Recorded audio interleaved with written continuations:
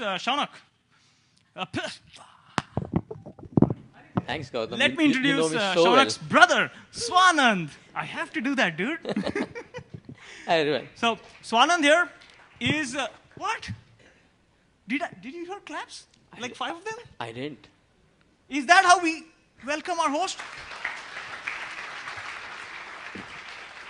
Thank you so much. He's going to be spending this whole day trying to ensure that all the speakers are interested, they don't sleep, that they have a good talk, and after their talk, they are given these Puneri pagdis, and he introduces them and ensures that nobody else sleeps here too. Oops. So Swanand is himself a very avid independent Ruby developer. He is from Pune, पण बिचारा Bangalore मध्ये राहायला लागतं. And he's telling me interesting stories about Andaman, which you can ask him later on. But he runs Bangalore Ruby, and he's here to help us host the show. So Swanand, the stage is all yours. Thank you, Go ahead. Gautam. Thank you. You know me so well. You got my name wrong. Hi, everyone. Like Gautam said, welcome to Deccan Ruby. We have a very fun-filled day ahead of us. Lots of different talks, different kinds of talks, different opinions, different languages, different technologies. I hope you have a fun and learning experience. We are going to start our day with Tim. Tim is a cool Ruby developer from Australia who runs a company called Ice Labs. And he's been doing Ruby since 2001. Anyone here who has been doing Ruby since 2001? And he's still here. That speaks something about Ruby. One reason why a lot of us really like the Ruby language. And Tim is here to talk about, well, he's here to talk about a lot of things. I'm just going to hand it over. Over to you, Tim. Thank you.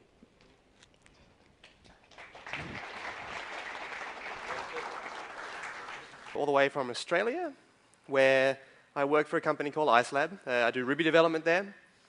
And I'm also a core team member on a couple of open source Ruby organizations like DryRB and RomRB. And I'd like to say thank you so much to the conference for inviting me here. We had a great workshop yesterday, and I hope I can share some interesting ideas with you today. It's my first time in India, and I've really loved it here. And like every travel experience, it's given me so many opportunities for learning. So I've learned that if you see donuts for sale on the street, they're not necessarily a sweet dessert. I learned that the hard way. But on the other hand, I also learned that I can eat burgers for breakfast.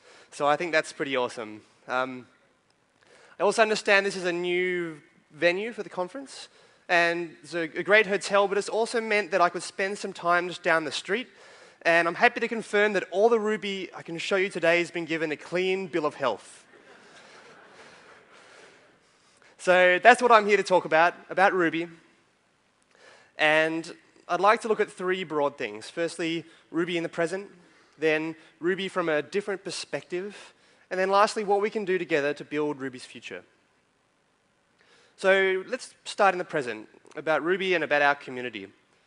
We've really come a long way. Ruby itself is over 21 years old now, and communities like this one have been running strongly for many years as well. We've just heard this is our 4th conference here. I'd like to take a look at just how we got to this point, though. So to do that, we need to go back to the 1990s. And of course, as any Australian visiting India, I thought I'd be remiss if I didn't visit upon our shared love of cricket. I did a bit of research, actually. I was hoping to boast about some big Australian victories in the 90s, but actually against India, we kind of had mixed results. So I guess it just goes to show you win some, you lose some. But it did get me thinking about India itself in the 90s. What was it like? Turns out it was a pretty rad place. And it was full of beautiful people. I mean, look at these people here. They're software developers. I really think we've let our dress code slip. So it was a pretty strange time, but I don't want to dwell too long on pop culture. I am here to talk about Ruby, so let's move on to computers. Well, maybe not those. Maybe more like these ones. Picture it. It's 1995, and we're sitting down to work in front of a machine like this. It's got a rip-roaring 33 megahertz processor, single core, of course, and we're getting to work. We're writing some HTML 2.0. We're working from CGI bin directories, maybe. And oh, well, this looks interesting. This language called Ruby just had its first release. And then some 6 years later, 2001 rolled around, and we got a new book on our bookshelves. I'm sure you'd recognize this, the one with the pickaxe on its cover, Programming Ruby. And it counted for a lot because it showed the world that Ruby was something worth paying attention to. And then Rails happened, and that world changed forever. Version 1 came out in 2005, and then we're all making blogs in 15 minutes, and then one thing led to another, and here we are, 2017. We've got so much to celebrate. Ruby, well, it's gone from strength to strength. It's running our text editors and it's running our phones. It is everywhere. Jobs are going up and to the right, and they show no sign of turning back. And Rails, well, it's scaled. In the hearts and minds of web developers everywhere, whales don't represent website downtime. They're just those majestic sea creatures that they are. Yes, friends, there's nothing to stop us now. We've truly made it. Well, this is not really our present. Instead, I think Ruby faces a number of challenges. And the first one is competition. Now, 1995 was a really remarkable year for programming languages because it saw the first releases of Java, JavaScript, PHP, and Ruby, all of which we see in regular usage today. But since then, the computing world has changed. Moore's law has leveled out, and Ruby fell on the wrong side of it. It's a multi-core world now, and Ruby, with its roots back in the 90s, doesn't really take advantage of this. We don't have a strong story on parallel programming. Whereas we're seeing a lot of other languages take advantage of this, like Elixir. I'm sure we all know a handful of our Ruby friends who are working more and more with tools like that. And it's not the end of it either. In the last decade, we've seen functional programming languages become more and more useful for everyday tasks. Languages like Clojure and Scala give us practical ways to model our data and systems robustly. And of course, like Elixir, they offer new possibilities for concurrent programming. And we also have the compiled languages too, Rust and Go, for example. Now, these things may have come into the world as systems languages, but they're actually seeing much wider usage, not the least of which because people want their code to run reliably and fast. And of course, we have JavaScript. It's on the server now, but literally everywhere else as well. And building for the web is such a common thing that all these languages and their communities, they all have an interesting story to tell about it. Whereas over in Ruby, we've been telling the same story for quite a long time. We've really settled into this comfortable groove around Rails. Now, I have great respect for Rails, and we all have much to thank it for. It's what really grew our community, and it still is a compelling platform today. But I think the truth is this: as a result of Rails' wild success, it has come to dominate Ruby. And in many ways, it's become our opiate because it dulls any widespread effort to try and push our own web app architecture in new directions. And through Ruby's growth, we've also seen us enter more of a transition period as our language and our community matures. Many of our pioneers have left. These are the people who forged the path in the beginning, led the way, laid our foundations, but now they've moved on to things in other communities or in other languages. And in fact, you might start to notice many of our friends are leaving too. And given how social software is, this is no small thing. Yes, we've actually reached the point where many of us can be comfortably complacent. That busy, heady period of early adoption is long since past, the foundations have been laid, and we've reached a time where we have a lot of people just quietly getting their work done with largely settled tools. And DHH has reflected upon this, and he calls it reaching the late majority. And in a way, this is truly a deserved place, because it's come off the back of decades of toil. What do we have to show for that? Well, firstly, we have a huge range of mature tools. Rails, of course, but then tools like Bundler and Ruby Gems that underpin our entire ecosystem. Rack, RSpec, Capybara, the list goes on. And many of these have gone on to inspire similar tools in other languages, which is truly a credit to our community. I think we also have developed a healthy culture as well. Rubyists tend to be practical developers. We have a real focus on getting things done. And of course, we have a real focus on testing as well. I've learned so much about tests and about TDD through my time as a Rubyist. And we also like to focus on making our tools a real joy to use. We know that programmer happiness is not a given, but it's something that's hardwired into our DNA as Rubyists. And of course, we also work to make our culture more inclusive. We care not just about our technology, but about its broader social consequences. So yes, Ruby has real worth. These things all have real value, and there's so much that's good in our community. They're all worth preserving. But you might ask, is anything really at risk? Yes, we're crowded among other language options these days, but we're already onto a good thing, right? Do we need to change anything? Well, I think we do, because our community really is its people, and we need to keep our people engaged. And we need to do this because open source communities are non-exclusive. People's attention will always be spread, and prior achievements can only really count for so much. And Mats himself has reflected upon this, and he's put it this way: open source communities are like sharks. They need to keep moving forward to survive. So I think we should reconsider Ruby in that light. We should look at all those other things out there that are capturing people's attention, and we should see how we stack up against them. And we should ask ourselves if we're still offering enticing, innovative, and productive ways to build for the modern web and beyond.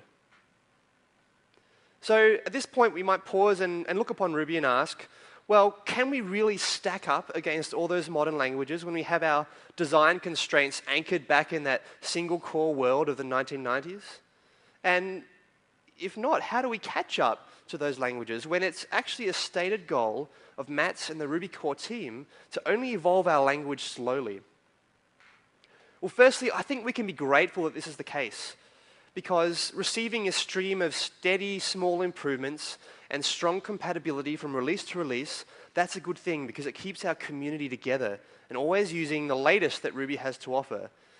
It means we won't have to face any schism around major language readjustments in our future. So we're all in this together. And what that means is that when those big improvements do eventually come, things like Ruby 3's promised concurrency features or typing features, well, adoption at that point should be much more straightforward because we can all move forward together. But we don't need to wait for these to be delivered to us, because Ruby is ours. It's an open ecosystem, and our contributions count. This is a good thing. It was, after all, that initial contribution of Rails that brought so much of that popularity in the first place, and then set up everything else that followed. And yes, we do reap the benefits of this famously pliable language at our core, but it's what we've built around it that makes it attractive to so many people. And in fact, it's that pliability of Ruby that gives us room for exploring what different modes of productivity might look like. And this kind of exploration has led to real shifts in how Ruby is used. Over time, Ruby's idiom has changed, and it can continue to change as well. In the early days, way back in the beginning, Ruby had its Wild West period where people were coming in from all different backgrounds and they were just figuring things out.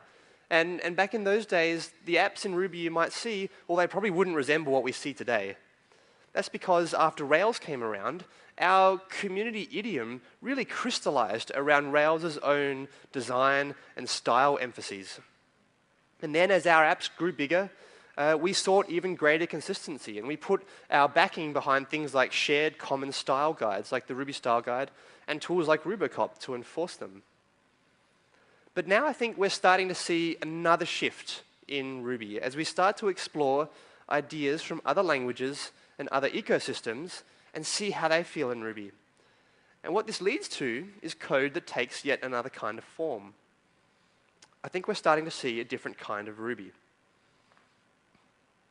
I'd like to share some of this with you today. I'd like to give you a quick introduction to DryRB.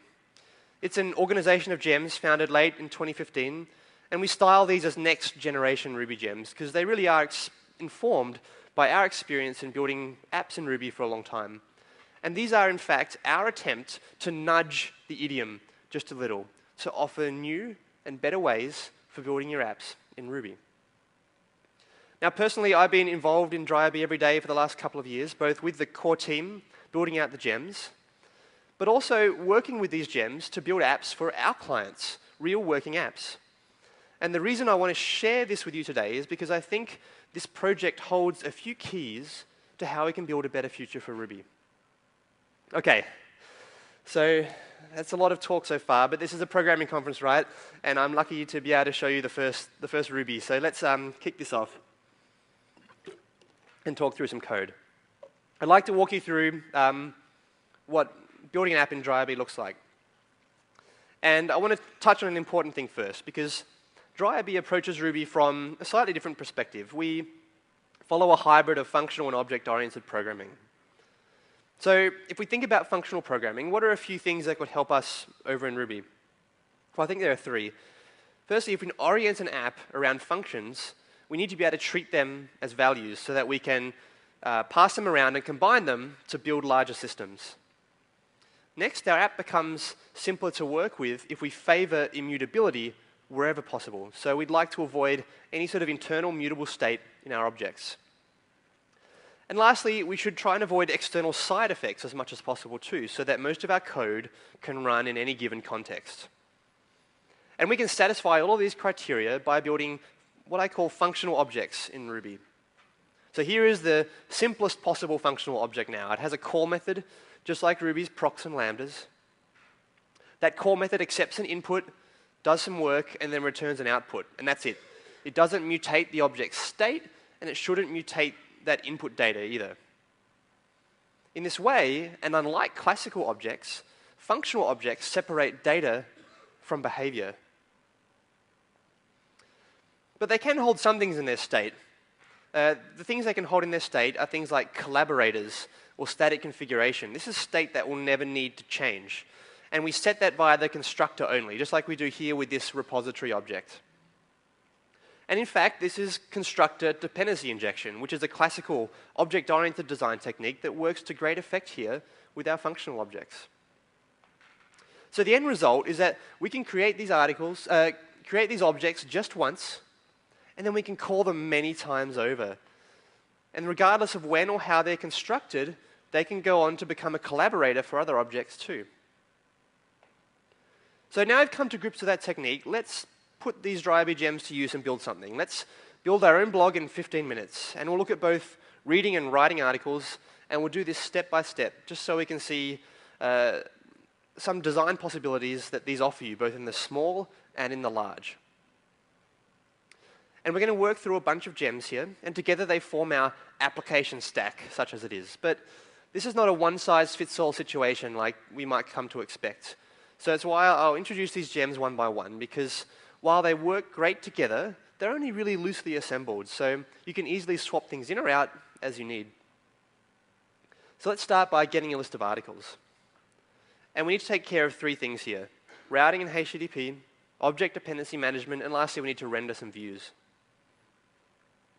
So the first thing we need to do is handle that incoming HTTP request. And to do this, we can turn to the DryWeb Rotor gem, which actually brings together two other gems: DryWeb, a high-level organizing umbrella for our application, and Rotor, which is a flexible routing toolkit by Jeremy Evans.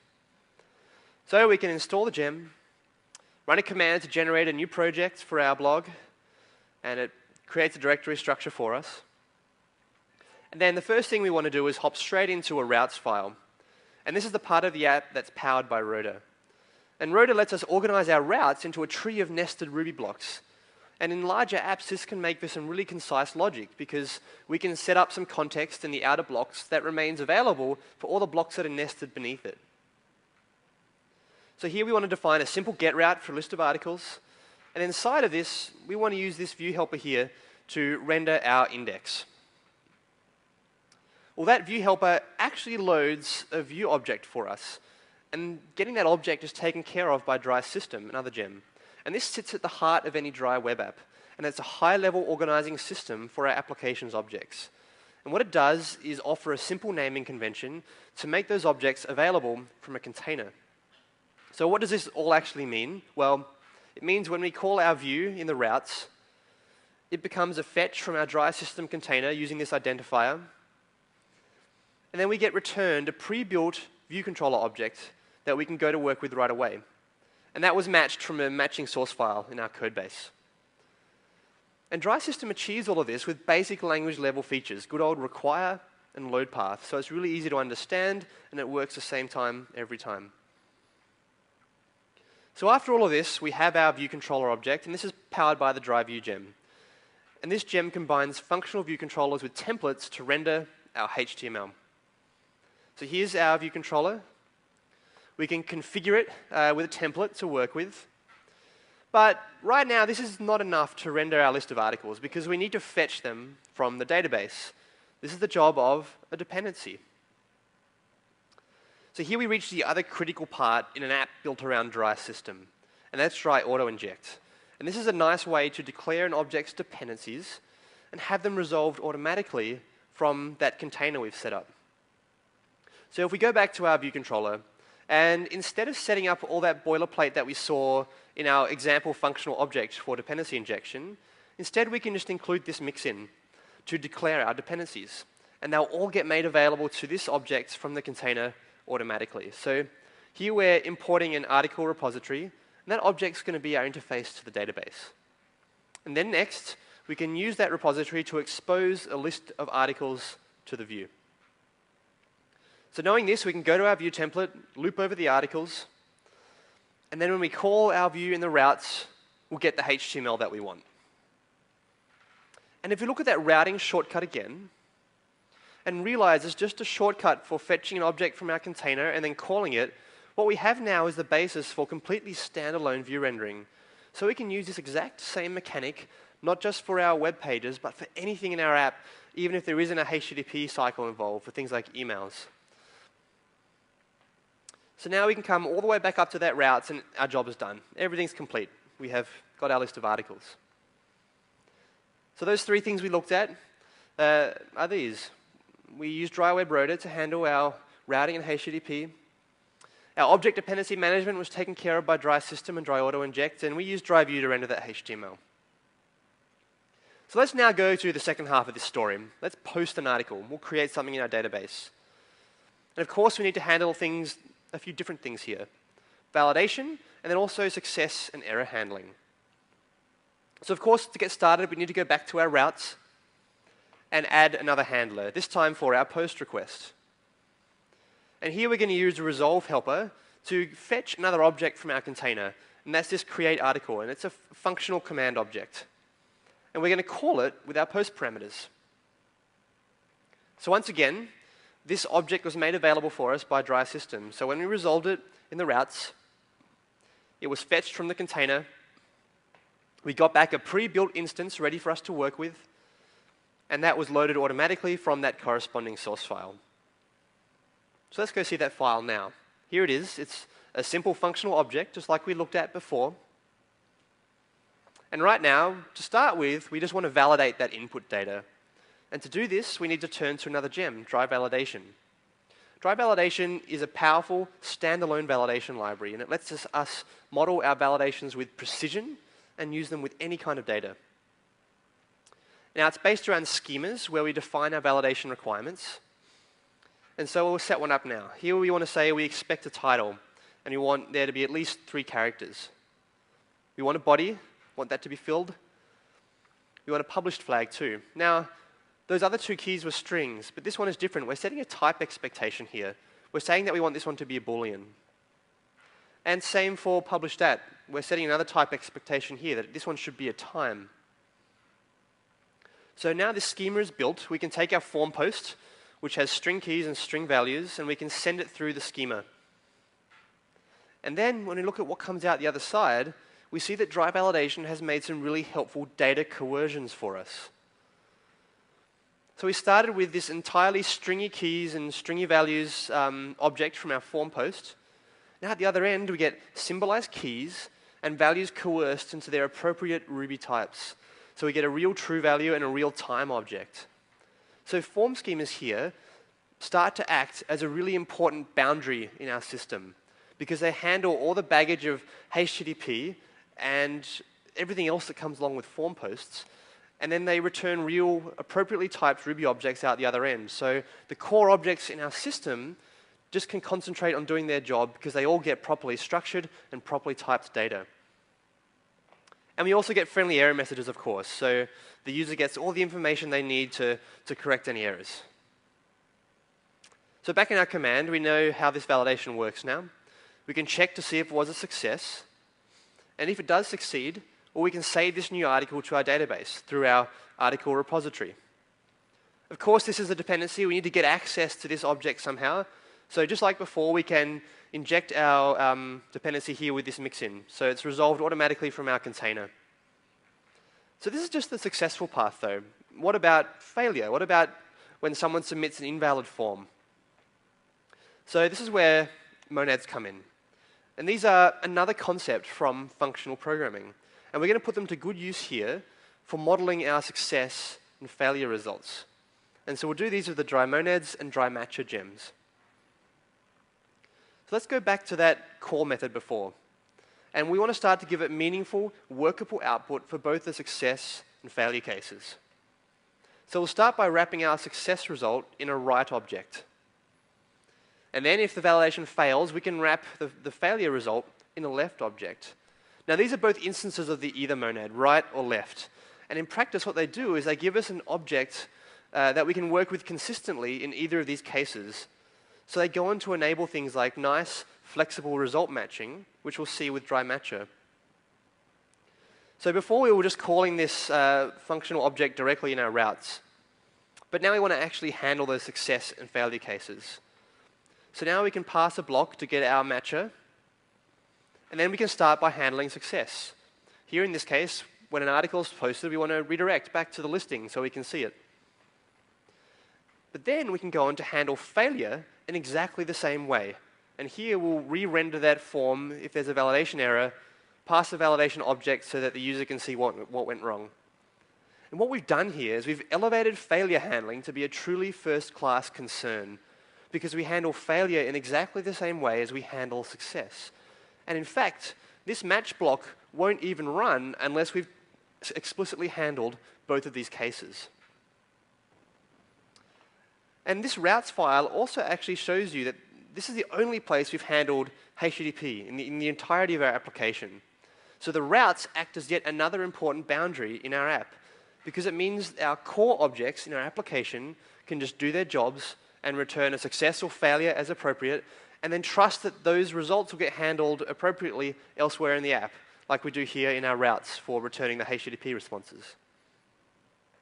So that was it. We've now posted our article, and we've taken care of those two extra things. We've used dry validation for validating the input data, and dry monads and dry matcher helped us model our success and failure results. So that's a tiny slice of a web app built with the dry RB gems. And it might not look like the Ruby that you're used to. We saw a lot of gems working in concert, with the integration of those gems happening more at the surface level of our app, not tucked away deep in some framework. And we saw the responsibility of our app broken up around a lot of smaller classes, with many of those classes oriented around verbs rather than nouns. And of course, we had those containers serving as the organizers and vendors of our application objects, and we used that auto-injection to make those objects available to each other so they could express larger pieces of functionality. If that all looked a little bit unusual to you, or even maybe a little bit uncomfortable to you, well, I can tell you we've been doing this all for a good reason. It's been so that we can make change easier for ourselves. We all know that getting version 1 of our apps out the door, well, that's really only the beginning. The real work begins when we have to grow it and maintain it from there.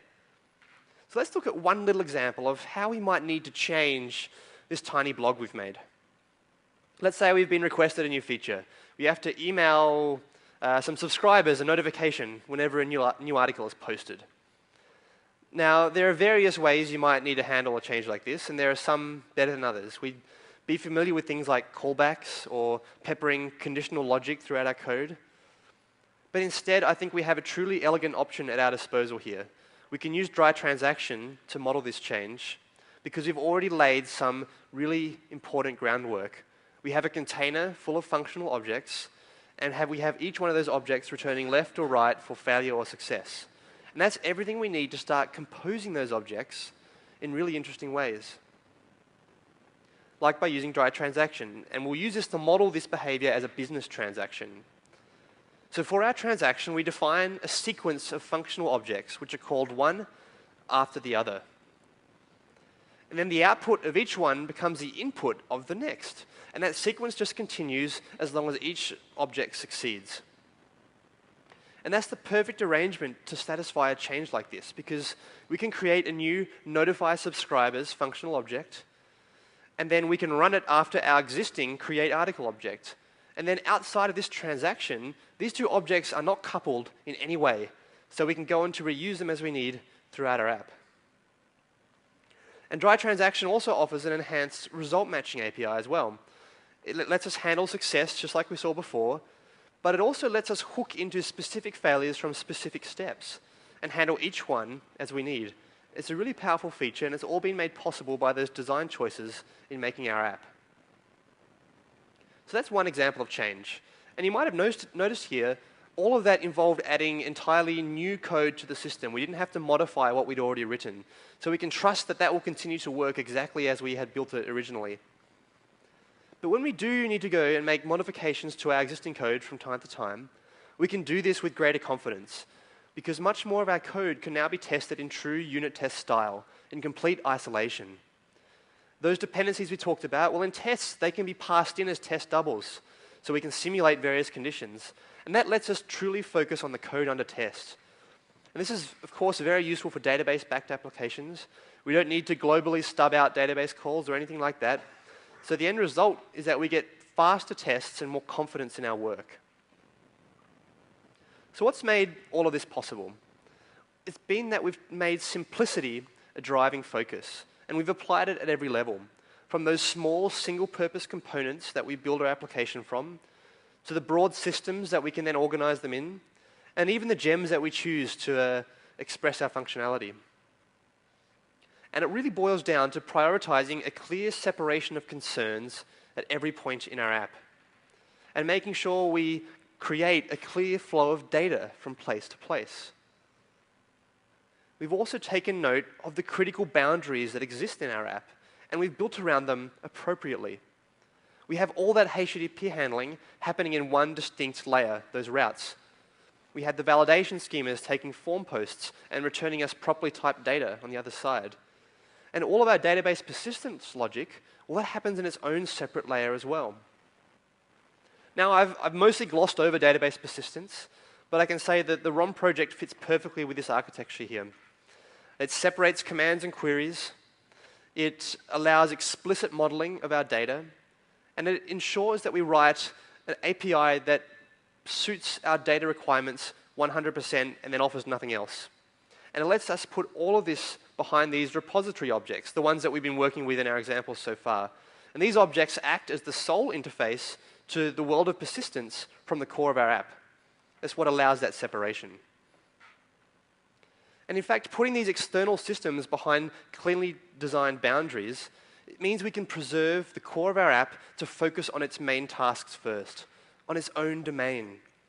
We're not just building a web app. We're building a Ruby app that then just goes on to offer a web interface as one of potentially many. And also, in building for our domain first, we've chosen tools that should serve our app, rather than contorting our app to fit the requirements of some external tool. Now, none of these ideas in isolation are new, especially when you look outside of the Ruby world. Dependency inversion and inversion of control containers, well, they're quite common in languages like C# and Java. Monads and pattern matching come from all number of functional programming languages. Dry system was heavily influenced by a similar library for closure. And if you've played with the Elixir's Ecto library, you'll notice many similarities with the ROM project as well. But what we've done is we've taken these helpful approaches, which are common elsewhere, but maybe not yet in Ruby, and we've found a way for them to be naturally and consistently applied across an entire Ruby code base. And the result of all of this focus on simplicity, on our domain, on proper boundaries, on small components working in concert, the result is that we have an app that's become easier to change. We've created a change-positive architecture. And given just how much of our jobs is about managing change, this is a crucial advantage that we can create for ourselves as programmers. A change-positive app is more maintainable because we can easily understand it at any point and adjust it as required. A change-positive app is sustainable. We can work on it just as easily at day 1,000 as we did at day 1. And all of this makes a change-positive app joyful to work on. So that's the DryRB pitch, anyway. But you might ask, what does it look like if you actually went ahead and did this? Well, I can talk about IceLab. It's where I work. We're a team of 16 people. 8 of us are writing Ruby every day, and the rest are involved with project management, front-end development, and design. And this story, this DryRB and RomRB story, it was compelling enough that we decided to dive in, and we adopted these as our primary web stack. And for each of us, working with these new tools and building apps in this way, it really has been a revelation.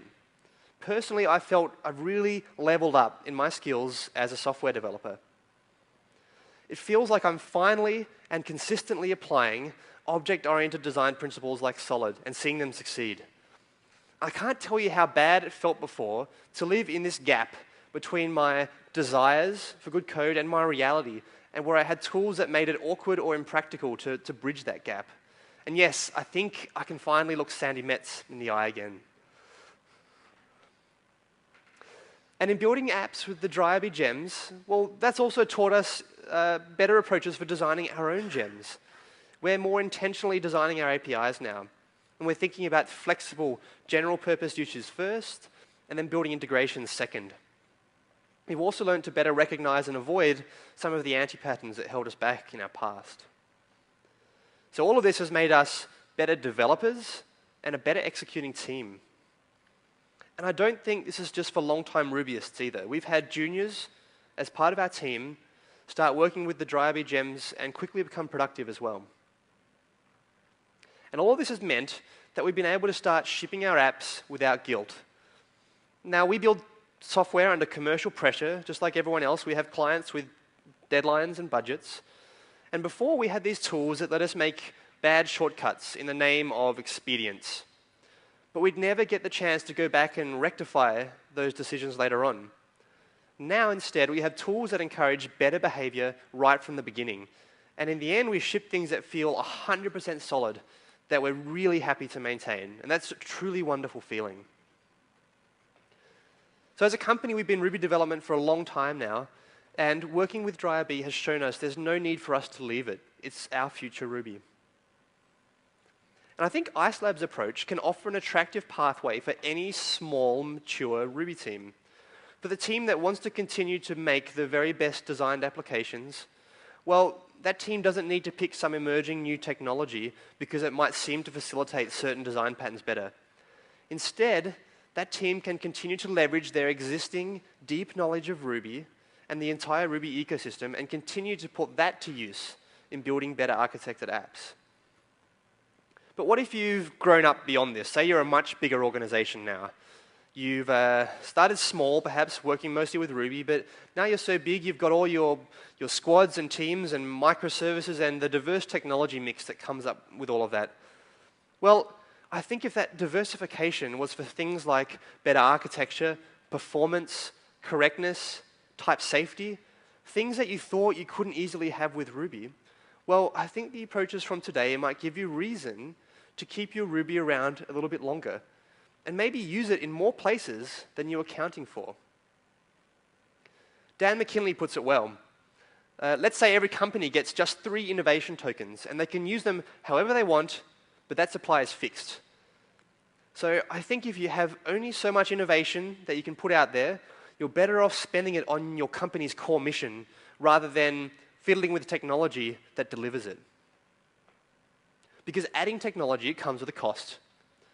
Something new or different might make sense in the limited context of a single app or a single team, but if you multiply that across an entire organization, you start to develop inefficiencies.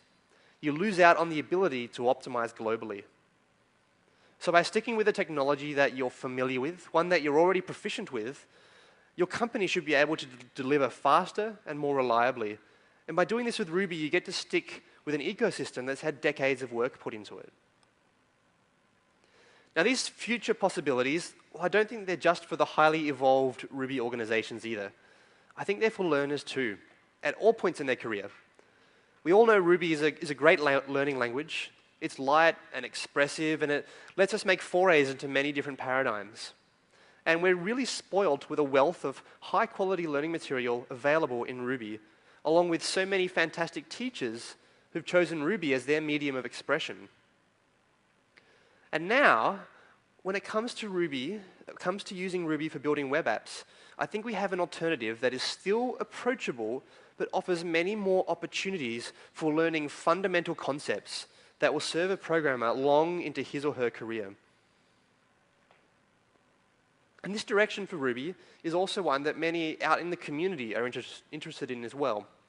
We've had a real explosion of interest in DryRB over the last year or so. The gems are finding their way into production apps, some very large ones too. And we've started to see some crucial collaboration happen across projects in our community. We can look at Hanami, for instance. It's a modern, integrated framework for building web apps in Ruby. It's now reached the 1.0 milestone, so it's ready for you to use. And they chose dry validation for their validation feature, and they used ROM as the foundation of their persistence layer.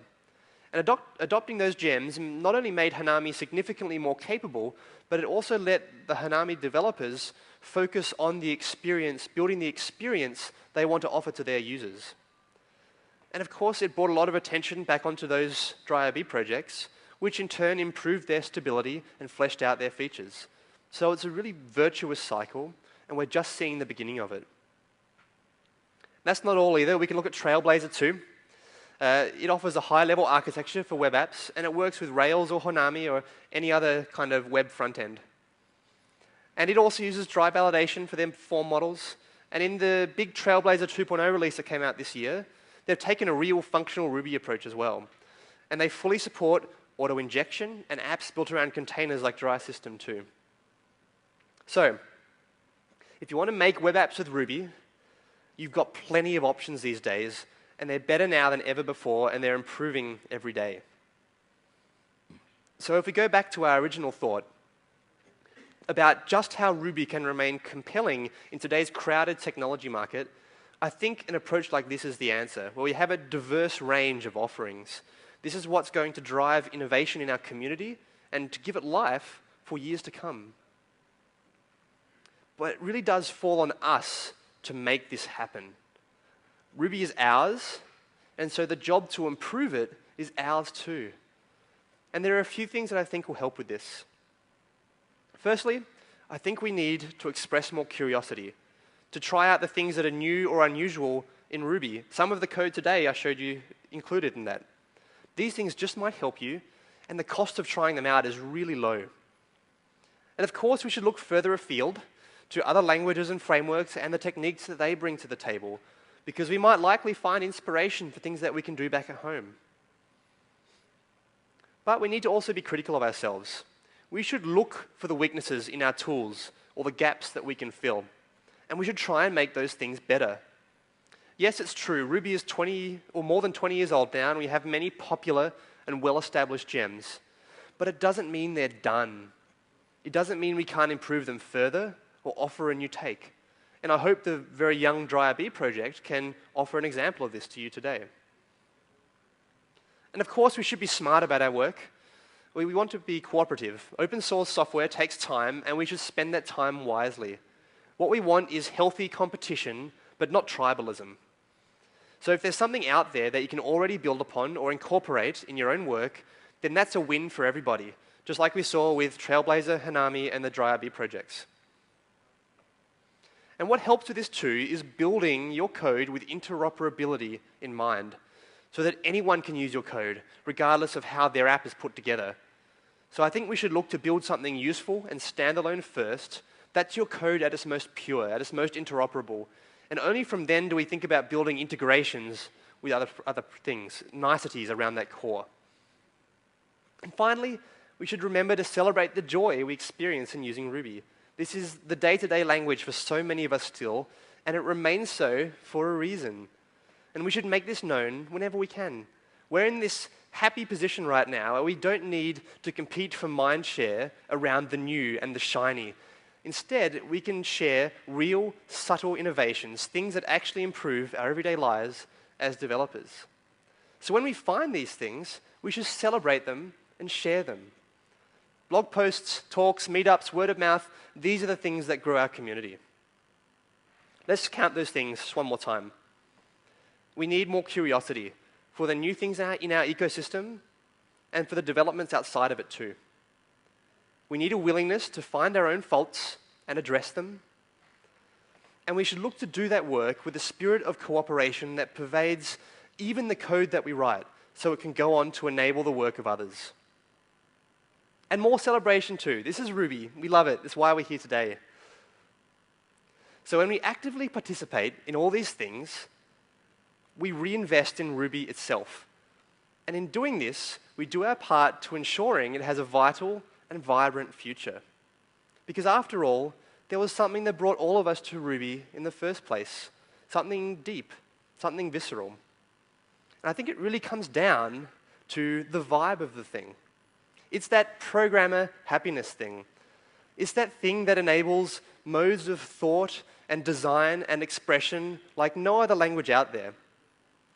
It's this quirk of the 90s that somehow made it into all of our lives today. And it's something that I still think has a bright and multifaceted future. And that's a future we can all build together.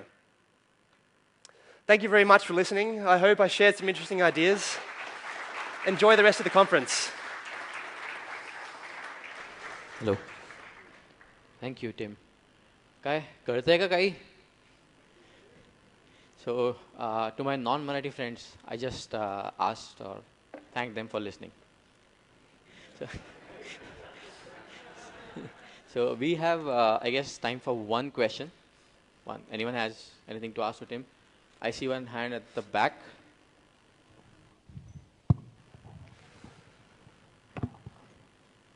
So you talked about a lot of new paradigms that you explore in dry RB and some unconventional ways to call methods and stuff in Ruby. So what led you to think about these design paradigms? Was it that you were making some web apps using traditional frameworks and you got tired of doing stuff in that particular way? Or did you just think of this without actually doing that and use this in web apps after you design these paradigms? I was certainly informed by our experience. I think we all experience the pain of apps that grow big and then become increasingly difficult to maintain, and your velocity building those apps just drops off a cliff because they become so awkward to work with. Everything's tightly coupled. So really what we were looking for was some tools that would enable people to better structure their application code, to decrease the coupling, to make the data flow clearer, and ultimately to make, like I said, change easier even as they grow big. So that's why we built these tools. And we wanted to do it in a way that allowed each one to work independently as well as together. So that's why we split the gems up. They're all separated. And so if someone wants to just work with validations on their own, they can pull that gem into their own app. But if someone also wants to go for everything, they can sort of bring all these things in and follow this approach.